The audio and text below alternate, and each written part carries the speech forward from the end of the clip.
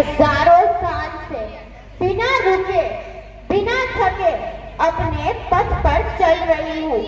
मैं तब भी थी जब आप लोग नहीं थे और मैं तब भी रहूंगी जब आप लोग नहीं रहेंगे।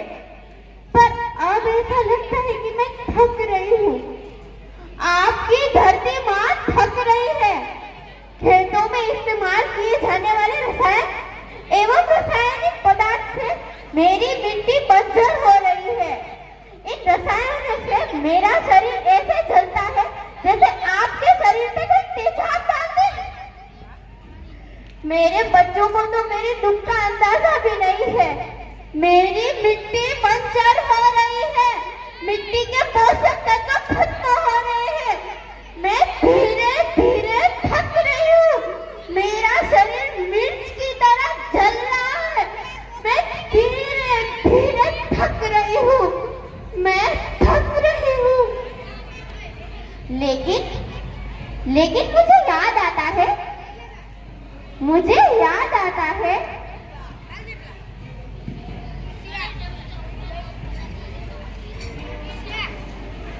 पहले मैं बहुत सुंदर थी, बहुत प्रसन्न थी, हमेशा हंसती रहती थी। और तो और पुराने जमाने में आप लोग ही तो थे जो मेरे रखवाले थे। आप लोग प्राकृतिक खेती करते थे क्योंकि आप लोग जानते थे कि प्राकृतिक खेती परंपरा भी है और जरूरी भी है। आखिर हमारी प्रार्थना में तो सभ्यता भी धरती कल्याण की है। ओम द्यो शांति, पृथ्वी शांति, अंतरिक्ष शांति, वनस्पतियां शांति। ओम शांति, ओम शांति, ओम शांति, ओम शांति। होना मेरे नाम में बसा है। पोषण करना जब सबका, तभी मैंने जन्म लिया है। वो माँ हूं मैं सबकी जिसने जन्म ना देकर भी जीवन संभव बनाया।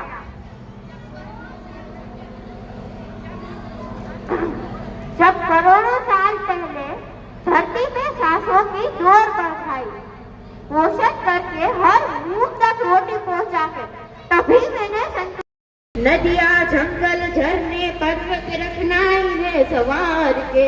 इनको रोंदा तुम न बचोगे, धरती कहे पुकार के। बेमौसम पे वर्षा होती, कहीं पे मिट्टी बंजर मिट्टी और भी तपती, धरती कहे पुकार के।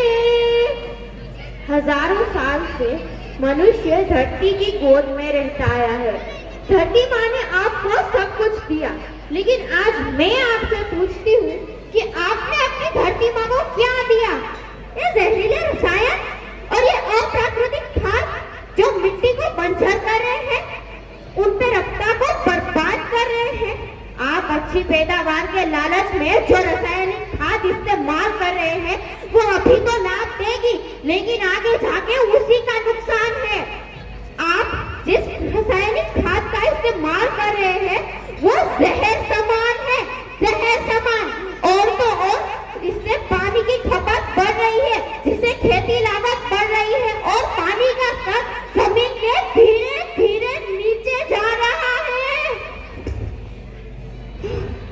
बच्चों, मैंने तुम्हें सुख से जीने के लिए पर्याप्त साधन दिया है, परंतु तुम्हारी लालच की पूर्ति के लिए नहीं। ऐसा लगता है कि थोड़ी अधिक पैदावार और आखिर में सब खत्म हो जाएगा।